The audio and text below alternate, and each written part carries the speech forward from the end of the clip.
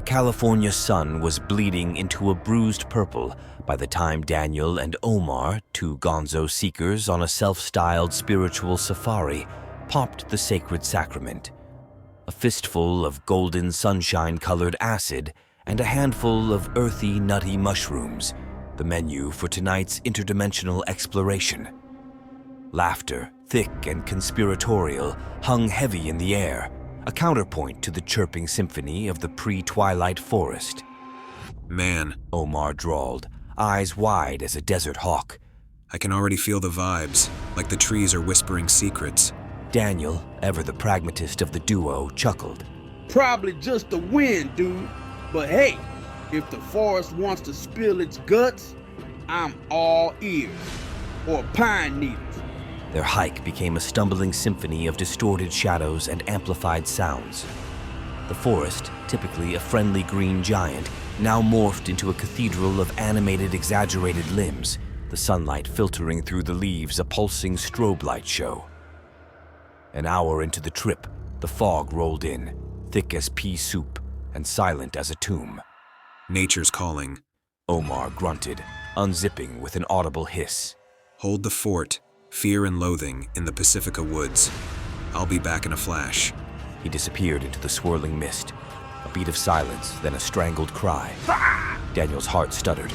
He stumbled through the fog, calling Omar's name, his voice swallowed by the thick air. Then, a clearing.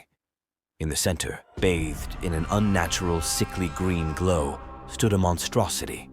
A towering redwood, its bark warped and gnarled into the shape of a massive skull. At its base, a scuttling creature with fur the color of decay flitted about. Was this the acid? Did Omar? His thoughts were cut short by a dizzying sensation, a feeling of being ripped from his body. One moment he was staring at the monstrous tree. The next, he was falling through a kaleidoscope of vibrant colors and disorienting shapes.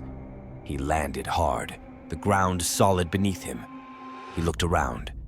The same clearing, but different. A different tree and creature. Déjà vu punched him in the gut. Then, another shift. He was back in the clearing with the skull tree, but the tree now grew upward, looking down upon him with a sense of menace. Each shift came with a sickening lurch in his stomach. Finally, a low grunt tore through the night. There, in the brush, a figure stumbled out of the fog. Omar, but not Omar. He was shirtless, and his face was bloodied. His eyes, once bright and warm, were vacant black holes. A low moan escaped his lips. Then, Daniel felt it, a tearing, burning sensation from his own insides. He looked down, his hands, bloodied, misshapen. His reflection in a nearby puddle showed a horrifying face. They were both something else. Monstrosities mirroring grotesque zombie-like creatures. They had crossed a line, and there was no turning back. Just then, the ground shuddered. A massive skull tree erupted from the earth once more, its maw opening wide. A creature unlike any they had seen before crawled out. It resembled a ghostly porcupine, its quills shimmering with an ethereal light, its eyes burning with an intelligence that chilled Daniel and Omar to the bone. You both have fallen victim to my deception. While your friend relieved himself, I seized the opportunity to possess his feeble mind. You two are now mine to command. Together, you will serve me in perpetuating the curse of this forest. The creature said. No! This can't be. We won't do it. Daniel responded. But you have no choice. The darkness within you now craves company.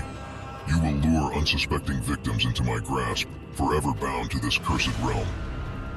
Embrace your new purpose.